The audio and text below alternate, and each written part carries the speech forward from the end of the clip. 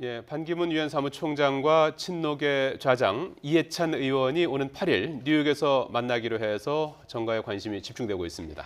네, 그런가 하면 법정 기한을 하루 앞두고 원구성 협상이 오늘 다시 시작됐습니다. 어떤 결론을 내놓을지 관심이 모아지는데요. 박정하 전 제주도 정무부지사, 서양호 두문정치전략연구소 소장과 함께 전국 소식 알아보겠습니다. 네, 안녕하십니까? 안녕하세요. 예.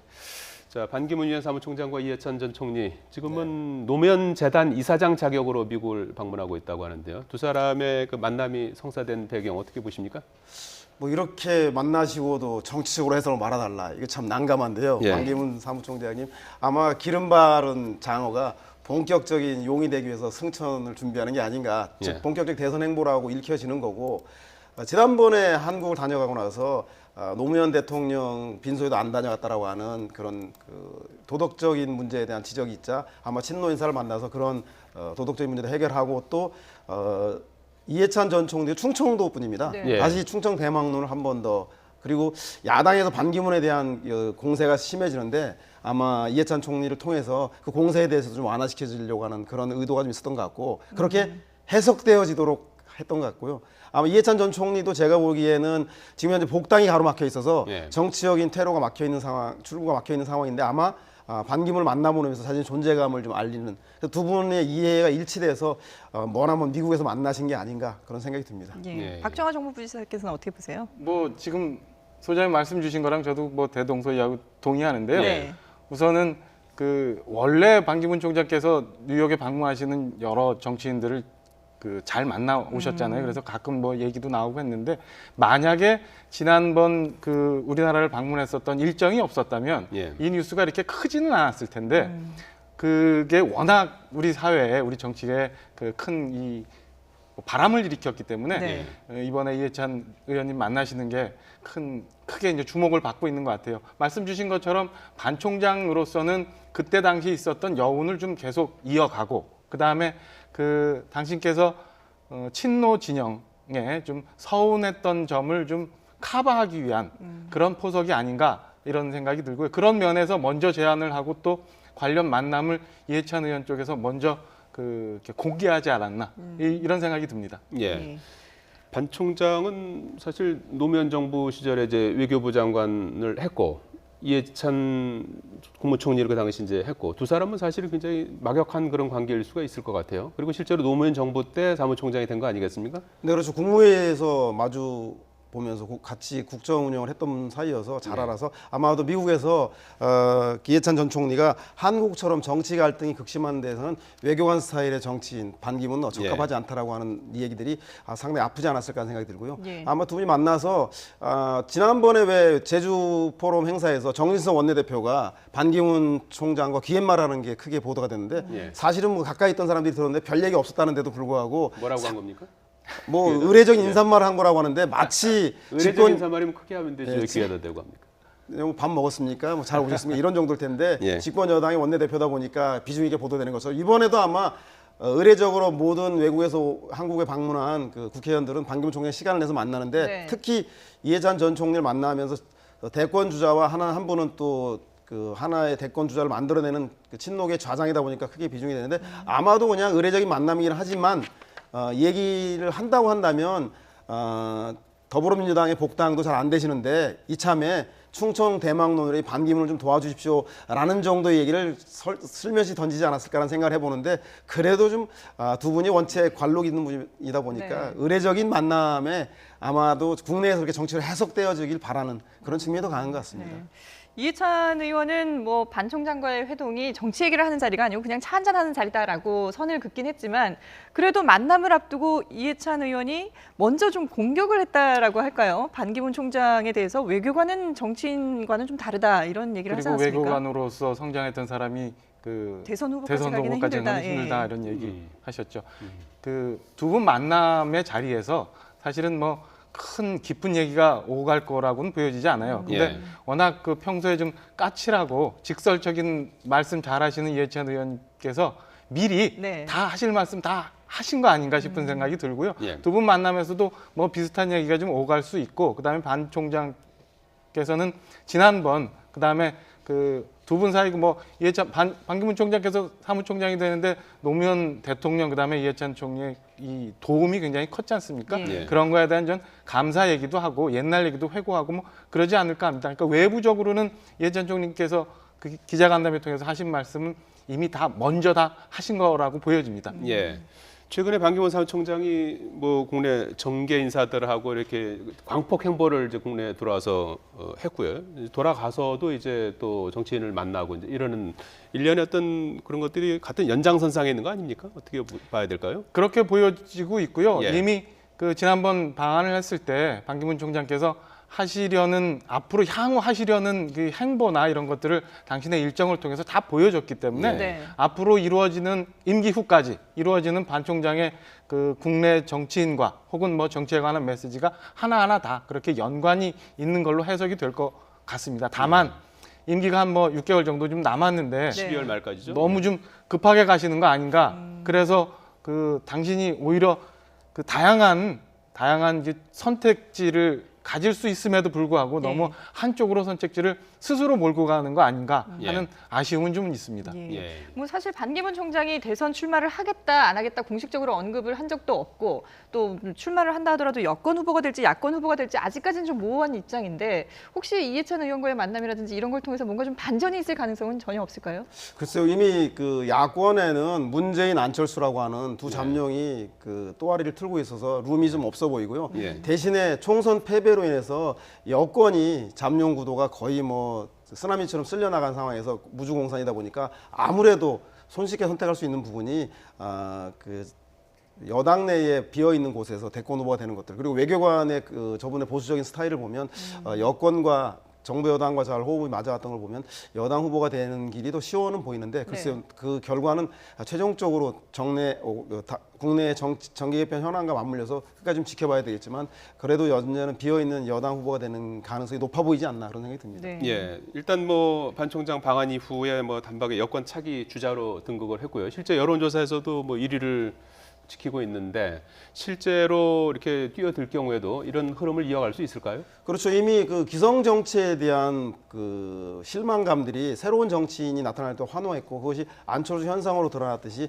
지금도 무소불위의 1위 독주라고 있는 거 보면 기성 정치에 대한 불신들이 그만큼 심화되어서 반기문 열풍으로까지 번질 가능성이 되게 높은데요. 예. 문제는 이 열풍이 끝까지 대통령 선거까지 완주할 것인가에 대해서는 회의적 시각이 많은데 그중에 특히 글로벌 리더고 세계 대통령이라고 하는 분이 내건 그 메시지나 이런 것들이 충청대망론 그리고 전직 총리라든가 국가 원로들 어른들을 만나는 지극히 정치공학적인 행보만 보이고 네. 실제 국민들에게 저 사람이구나 새로운 행보다라고 하는 강력한 감동이나 메시지를 주지는 못했던 것 같습니다. 그래서 과연 이렇게 TK 대 충청의 연합, 전직 총리 국가 원로들의 만남, 이어서 친노의 자장인 이해찬의 만남. 정치부 기자들은 좋아하는 기사거리 많이 던져줬지만 실제 국민들에게 저 사람이 나의 대통령이다라고 하는 메시지로 다가갈 수 있는, 즉 현 시대가 요구하는 시대 정신을 담고 있는가에 대해서 반기문 사무총장 6개월 동안 많이 준비를 하셔야 되는 거 아닌가 그런 생각이 좀 들었습니다. 예. 박정화 전 부지사는 네. 어떻게 보세요?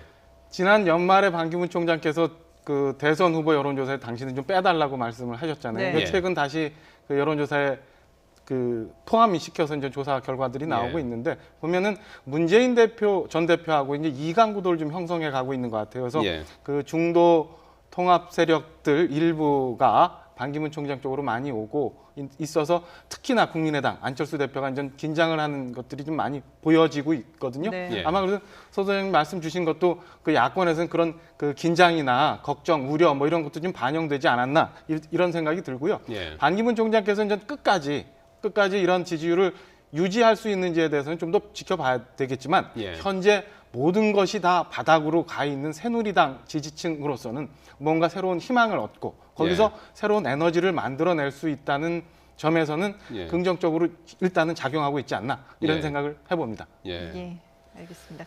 자, 이제 뭐 원구성 얘기도 좀 해봐야 될 것 같은데 지금 여야 3당이 계속해서 만나고 있지 않습니까? 어떻게 오늘이 이제 내일이 법정 기한인데 오늘 안에 마무리 지을 수 있을까요?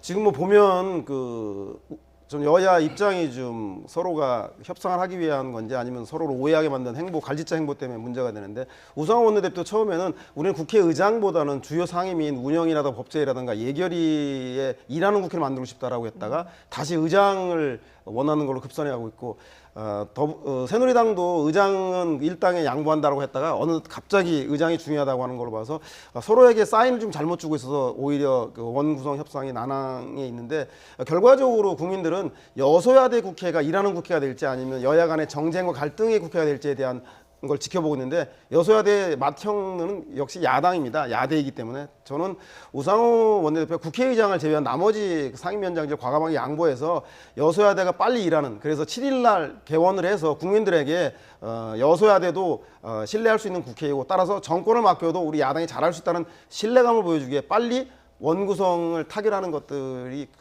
야당에 주어진 이번에 과제가 아닌가 그런 생각을 해보게 됩니다.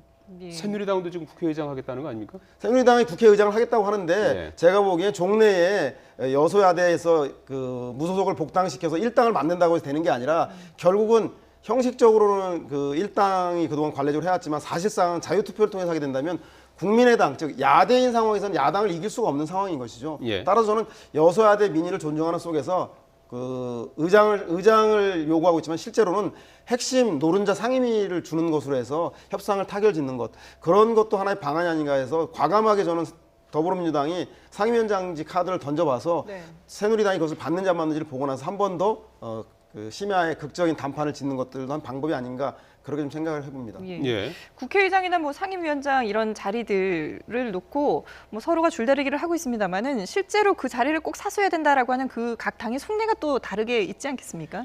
그럼요. 지금 말씀 주신 것처럼 사실은 그 새누리당과 더불어민주당 모두 다 지금 의장을 하겠다고 예. 의장을 자기 당에서 배출시키겠다고 하고 있어서 예. 시작이 되지를 않고 있고 네. 그러니까 특히나 새누리당 같은 경우는 원래부터 뭐 의장 생각이 없다고 했다가 지금 혼선을 좀 빚게 네. 네. 되는 일도 생기고요. 예. 그다음에 더불어민주당 같은 경우는 지나치게 좀 욕심을 좀 많이 내고 있는 거 아닌가? 뭐 청와대를 관장하고 있는 운영위, 네. 그다음에 그 경제 정책을 관장하게 되는 기재위, 네. 예. 뭐 심지어는 그 예산결사특위도 예결위에 뭐 저기 대기업 구조조정까지 하는 정무위까지 다 뭐 욕심을 내고 있다 보니까 네. 예. 전혀 이 진전이 안 되고 있는 것 같고요. 예. 글쎄 뭐 내일 당장 지금 원구성이 돼서 출발을 해야 되는데 통상의 경우 7월 뭐 초순 하순까지도 갔더라고요. 네.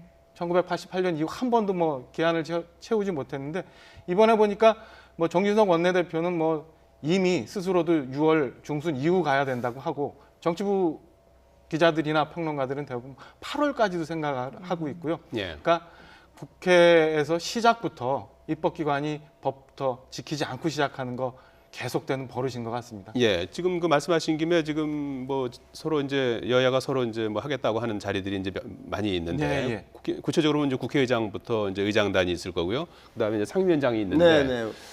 중요도로 친다 그러면 어느 게 가장 중요한 겁니까? 지금 현재 국회의장이 정부의 제일 중요한 거죠. 의장이 제일 중요하고요. 예. 의장은 국회의 상징이고 특히 지난번에 정의와 학습 효과 때문에 예. 의장이 여당에 협조하지 않았을 경우에 직권 상정이라든가 이런 문제 속에서 정부 여당의 중요한 입법들이 차질을 빚는 경우가 많기 때문에 예, 의장을 제일 중요하고요. 하겠다는 생각이 있고 운영위원회가 이제 정부 여당은 청와대를 피감기관으로 하는 곳이기 때문에 예. 운영위원회를 여당에서 하려고 하는 거고요. 특히 예. 또 법사위 국회 상원 중에 국회 중에 상원이라고 하는 법사위는 법안에 대한 통제권을 갖고 있기 때문에 법사위라든가 예산 결산에 대한 예결인데 문제는 근데 잘 아시겠지만 선진화법하고 국회에서 정부 예산 심의 기간이 정해져 있습니다. 네. 언제까지 되지 않으면 강제로 자동으로 그 회부되는 식으로 통과되는데 따라서 예전과 같은 무소불위의 권력을 갖고 있지는 않고 특히 야당 같은 경우는 정권을 교체해서 전체 국정을 맡고 싶다고 하는데 그 하나하나 소관 상임위에 집착하는 것은 제가 보기에는 원내 지도부가 국회의원들에게 체면과 지도력을 손상시키지 않기 위한 나 이렇게 정치력이 있다라는 걸 발휘하는 이상으로 국민들에게 와닿는 건 없기 때문에 저는 정권을 맡겠다는 사람들이 무슨 상임위 하나 가지고 이런지에 대해서 과감하게 의원들을 설득시켜서 저는 국민들에게 일하는 국회 야당이 이렇게 만들고 싶다라고 먼저 메시지를 던지고 꼬인 전국을 풀어가는 것이 여소야대의 야당의 역할이 아닌가 그런 생각을 해보게 됩니다. 근데 예. 국회의 초점이 지금 아쉽게도 그 일하는 국회에 가 있는 게 아니라 예. 차기 대선에 다가 있어서 문제가 생기는 것 같아요. 그러니까 예. 의장도 그렇고 운영위도 그렇고 기재위도 그렇고 다 사실은 차기 대선에 어떤 그 결과물을 가지고 우리가 대선에 임할 건가 예. 이런 걸 가지고 싸우다 보니까 한 발자국도 못 나가는 일이 생기고 있는 것 같습니다. 예. 지난 3일 국민의당 박지원 원내대표와 손학규 더불어민주당 상임고문 그 회동 뭐 막걸리도 이렇게 이제 네, 주고받고 네. 하는 사진이 공개가 됐던데요. 거기서 입당을 제안했다고 그래요?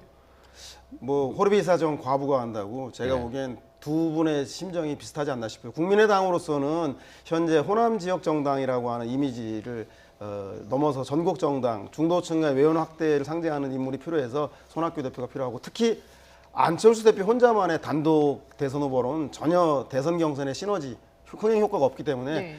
경쟁 구조가 필요하다고 해서 손학규 상임고문에 대해서 러브콜을 보내는 것 같고요. 손 대표 손 상임고문 입장으로도 새 판을 짜겠다고 호기 있게 얘기했는데 새 판을 짜기 위해서는 아시겠지만 그 사람과 돈이 필요한데 현재 그 손학규 대표께서는 강진에 오막살이 사는 것 말고는 사실은 뭐 가진 게 많은 분이 아니어서 네. 국민의당이라고 하고 있는 그 새로 형성된 38석의 의원을 가지고 있는 그 원내 교섭단체는 아주 탐나는 것이죠. 다만 어떤 명분으로 국민의당 원래 본인은 새로운 판, 즉 여야를 넘어선 새로운 중도 정당, 새로운 3당을 새 판을 짜야 된다. 그렇죠. 이렇게 그런 고민을 했는데 그것을 죽소해서 안철수 의원과 연대하는 국민의당의 입당이라 새누리당 탈당해서 민주당이라고 하는 야당을 선택한 지 얼마 되지 않고 또다시 제3당을 위해서 야당을 탈당한다. 이거는 손학규 대표에게는 아직 상당히 많은 고민이 정치적 필요한 부분일 것 고민이 같은데. 싶습니다. 예. 예, 박정호 정무부지사는 어떻게 보세요? 총선 이전에 더불어민주당의 김종인 비대위원장께서 사실은 손학규 고문께 그 정계 복귀 내지는 선거에 도움을 달라고 제안을 하셨었죠. 네. 예. 당시에 손학규 고문께서 만약에 총선 결과가 이렇게 될 거라고 예상을 했다면 예. 아마 그때 당시 복귀를 하지 않으셨나. 그런 면에서 그 손학규 대표가 실기를 좀 해서 계속 장고를 할 수밖에 없는 상황이고, 그다음에 당신께서도 새 판을 짜자곤 했지만 지금 현재 더불어민주당 안에는 문재인 대표, 그다음에 국민의당에는 안철수 대표라는 그 공고한 대권 후보가 있기 때문에 예. 이것도 흐트러지는, 그다음 그러니까 중도 통합 세력, 뭐 새누리당의 그 반박 계열, 그다음에 더불어민주당의 또 비노 계열, 그다음에 그 국민의당의 이 저 호남을 벗어나는 다른 네. 계열들이 이렇게 변화가 되는 정계 개편을 오는 상황까지를 좀 예. 기다리면서 계속 장고에 장고를 할 수밖에 없는 상황이 되지 않았나 이렇게 보여집니다. 예, 알겠습니다. 예, 박정화 전 제주도 정무부지사, 서양호 두문정치전략연구소 소장 두 분이셨습니다. 고맙습니다. 잘 들었습니다. 감사합니다.